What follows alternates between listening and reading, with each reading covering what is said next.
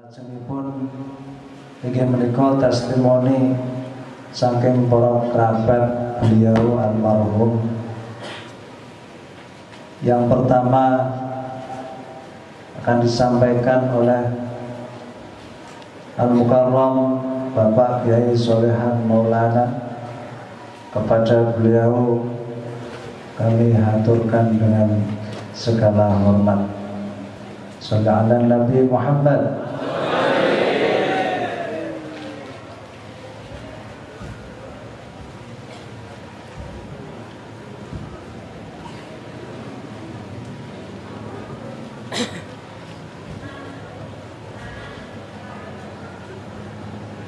Assalamualaikum warahmatullahi wabarakatuh. Waalaikumsalam warahmatullahi wabarakatuh. Alhamdulillah, alhamdulillahilladzi hadana lihada wa ma kunna linahtadiya laula an hadanallah. Asyhadu an la ilaha illallah wa asyhadu anna Muhammadan abduhu wa rasuluhu la nabiyya ba'dah.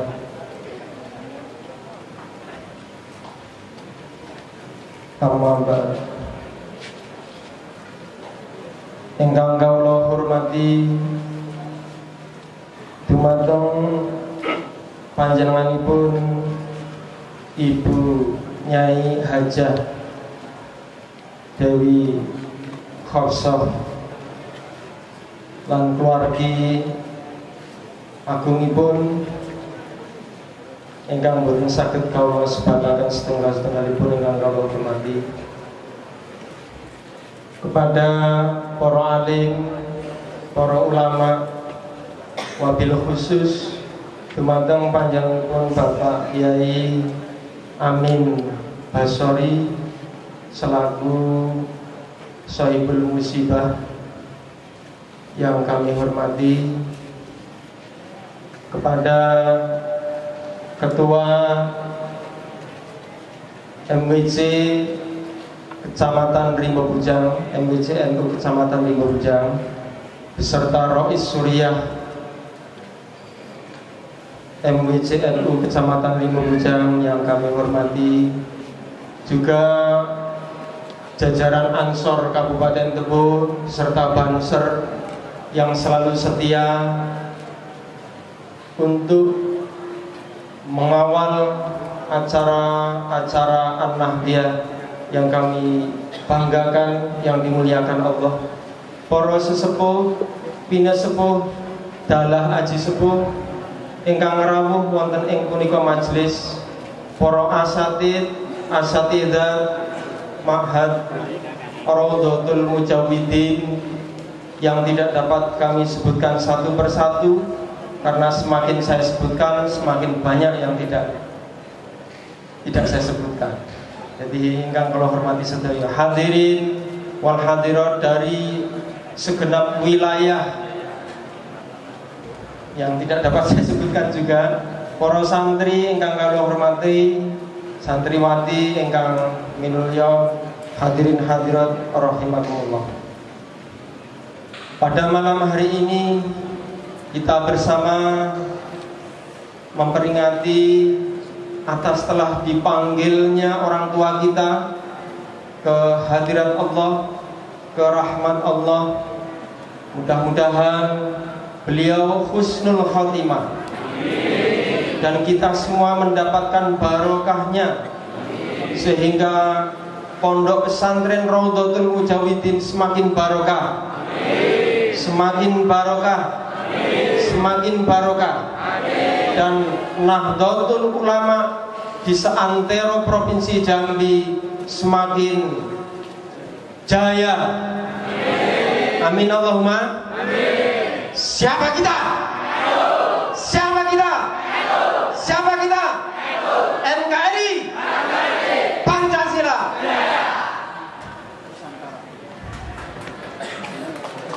Orang ditepuli, mboten ngomong, Yang terpenting mboten namanya sekedar ditepuli nggih, tapi kita tetap semangat ber-NU. Ini saya bawakan mengapa harus pakai siapa kita? Karena beliau almarhum almarfurlah ini adalah termasuk tokoh penggerak NU di Provinsi Jambi, terutama dalam pembentukan kader-kader militan NU.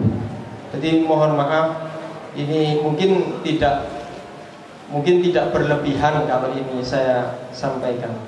Hadirin wal hadirat yang kami hormati, di sini akan kami sampaikan yang saya alami, yang saya rasakan dan saya saksikan bersama beliau. Beliau adalah sosok pejuang yang sangat gigih untuk memperjuangkan Raudhatul Mujawidin, terutama NU, dan juga memperjuangkan Al-Quran di bumi Sepujuk Jambi 9 Lurah ini. Bahkan sampai ke Palembang. Kemarin saya mendengarkan sampai ke Palembang, Lahat. Setahu saya beliau hadir ke Rimbo Bujang itu kebetulan bersama Mbah Barowi waktu itu. Ceritanya keluarga lebih paham, tapi yang saya tahu begitu. Kemudian sekitar tahun 94 akhir beliau sampai di Rimbo Bujang di desa Tirta Kencana ini. Sebelah Geriko Pak, itu neseng boten tiang Rimbo Bujang, beliau dulu di sana. Dan saya mengenal beliau tapi belum dekat waktu itu. Kemudian sekitar pada tahun 1996 sekitar itu, mohon maaf dumateng pelaku sejarah kalau seandainya saya kurang tepat dalam menyebutkan tahun. Waktu itu saya baru mengenal beliau. Kemudian beliau masih berada di sekitaran sini, kalau tidak salah itu ada rumah kecil begitu. Beliau menerima wakafan ini. Kemudian waktu itu saya juga ikut mengembangkan metodologi qiraati. Dan alhamdulillah waktu itu saya sempat tidur sekamar dengan beliau, mungkin sekitaran 1 minggu. Karena waktu itu beliau masih belum begitu mengenal Rimbo Bujang. Bahkan minta, Pak, tolong saya dikenalkan dengan Pak Nuh waktu itu. Kemudian saya ajak ketemu dengan beliau, Pak Nuh. Kemudian Pak Dewalika Braksan kalau tidak salah waktu itu ya. Pokoknya Pak Camat. Kemudian setahu saya beliau sangat gigih untuk mengenalkan metodologi baca Al-Quran, baca tulis Al-Quran. Saya waktu itu sempat kaget Pak. Saya dulu pernah belajar metodologi Iqra di Kediri. Itu saya melihat sosok seorang ustadz yang terkagum-kagum saya dengan Pak Yai Burhan ini. Karena sangat gigih sekali dan beliau tidak pernah menunda-nunda waktu. Begitu ada waktu langsung. Mohon maaf ini saya diberi waktu berapa? 20 menit. 5 dereng rampung yes. Pokoknya makin dilanjutkan berikutnya lah. Pulau kebablasan makin Pak Yai, pulau khawatir. Ya, itulah ya. Jadi saya terkagum-kagum dengan beliau ini. Karena di Rimbo Bujang sepanjang sejarah sebelum kehadiran beliau itu tidak ada seorang tokoh ulama yang gigihnya seperti beliau. Di dalam mengembangkan metode ini tidak seperti beliau. Biasanya kiai itu biasanya yang saya tahu untuk wilayah di mana-mana itu setelah ngurusi pondoknya ya sudah pondoknya saja, tidak kemana-mana. Beliau ini lain orangnya. Jadi waktu itu TPQ-nya juga berjalan, tapi beliau juga tidak pelit waktu untuk masyarakat. Bahkan sampai dengan anak kecil pun didatangi kalau perlu didatangi. Inilah beliau, sosok beliau. Dan setahu saya dalam memperjuangkan qiraati ini atau Al-Quran ini tidak gampang Pak. Waktu itu ada fitnahan. Wong Quran kok ditepui. Saya karena waktu itu ikut mendampingi beliau ketika di Jalan Sipuluh Nidua. Jadi diprotes. Jadi mengajarkan Al-Quran itu diprotes karena kan memang ketukan itu untuk menentukan berapa alif, ya, berapa harokat itu untuk menentukan itu. Tapi waktu itu diprotes dan itu saya sampaikan kepada beliau dan beliau tetap kita disuruh bersabar. Alhamdulillah. Dan waktu itu saya sama-sama belum nikah, saya masih di 2 Jalan 8 Rimo Bujangsi. Inilah sosok beliau tentang qiraati, tentang Al-Quran yang saya tahu. Dan mungkin bapak-bapak dan ibu-ibu belum paham, ada yang belum paham kalau beliau sebenarnya adalah hafizul Quran, hafid Al-Quran. Mungkin ini yang jarang didengar, karena beliau pernah bisikin saya kalau beliau adalah hafid Quran. Tapi banyak yang tidak tahu sampai hari ini. Ya, ada yang tahu, ada yang tidak. Jadi beliau adalah hafid Quran. Jadi pernah beliau sampai begini, saya khawatir menyampaikan ke masyarakat kalau saya ini hafid Quran, nanti malah justru masyarakat tertipu dengan bacaan-bacaan saya. Beliau pernah begitu. Orang seperti beliau ini jarang, biasanya orang itu kan pengen menonjol gitu, tapi beliau ini alhamdulillah waktu itu sangat bisa dicontoh gitu. Dan ini masih banyak lagi yang karena hanya 15 menit ya Pak, singkat-singkat mawon nggih. Kemudian pada tahun beliau tidak hanya pejuang Al-Quran, sampai untuk memikirkan NU pun,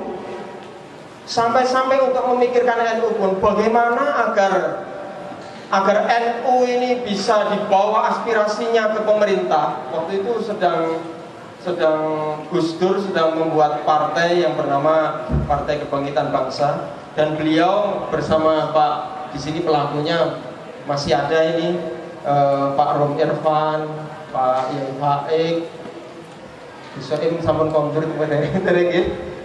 dan saya termasuk Pak Yai Karim sampun ramu dereng. Saya, beliau, Yai Burhan. Ini pada tahun 98 itu deklarasinya pada tanggal 23 Juli ya, 23 Juli 1998. Waktu itu untuk mendeklarasikan PKB mengundang Rhoma Irama. Tapi beliau Rhoma Irama gagal hadir. Ini terjadi peristiwa yang sangat mengerikan waktu itu bersama sahabat-sahabat Banser. Mungkin beliau dan Budi masih ingat waktu itu. Gara-gara Banser saking penatnya menghadapi ribuan massa, menyuruh orang yang naik pentas itu untuk turun. Rotok kasar sithik, kesel Banser itu. Jadi sampai terjadi masa sebaya itu mau naik panggung semua. Akhirnya waktu itu saya berbisik dengan beliau, Yai Burhan, ini gimana Yai? Ini orang sudah ngamuknya luar biasa. Waktu itu ini wae, betul agak dalam wae. Katanya Pak Yai Burhan, bagaimana caranya nanti? Hanya jenengan nganggo Asmaul Husna. Jadi caranya beliau punya metode. Pancing emosi masyarakat, pancing emosinya. Setelah dipancing emosinya nanti jenengan dorong. Jadi begitu Pak. Ternyata ini saya dapat metode baru dari Yai Burhan. Jadi menghadapi masa yang terlalu banyak, pancing emosinya, kemudian didorong gedek itu sampai kekesalan. Sehingga karena kekesalan nggak bisa munggah. Inilah trik beliau yang pernah waktu itu saya bisik-bisikkan beliau. Jadi waktu itu sangat mengerikan kalau sempat naik ke atas. Saya nggak tegel nengok Banser yang sudah kelelahan. Ini dalam arti begitu. Beliau ini banyak cara dalam mengembangkan metode qiraati, juga banyak cara untuk pendekatan terhadap masyarakat. Di dalam mengembangkan An-Nahdliyah atau mensemarakkan An-Nahdliyah, menjayakan NU di bumi persada ini juga banyak cara beliau. Sampai partai pun tetap beliau pelihara. Sekarang kan orang banyak yang yang terpengaruh dengan slogan-slogan orang yang tidak bertanggung jawab, Pak. Nek kiai itu aja berpolitik, ngoten Pak Guru. Sekarang kan begitu, akhirnya politik dipakai oleh mereka. Ini Pak Ibu tidak. Politik tetap ulama harus bisa, karena kebijakan-kebijakan pemerintah itu lewat politik. Nah, maka dari itu inilah yang dipahamkan terhadap saya bersama beliau untuk menangani atau mengurusi politik ini. Kemudian pada sekitaran tahun 2008 kalau tidak salah ini, mohon maaf kalau saya salah menyebut tahunnya. Itu beliau kemudian mulai membangun gedung NU ya Pak, gedung MWC NU. Tahunnya benar itu Pak, sekitaran 2008. Jadi panitianya nanti biar diralat Pak Yai Faik, karena waktu itu sampai Faik. Kalau ada yang salah. Sekitaran tahun itu beliau memanitiai, menjadi panitia pembangunan gedung MWC. Waktu itu belum ada Pak. Gedung sebesar MWC belum. Sampai hari ini memang belum ada. Sebesar MWC untuk di wilayah Tebo ini belum ada. Hanya muslimat di belakang.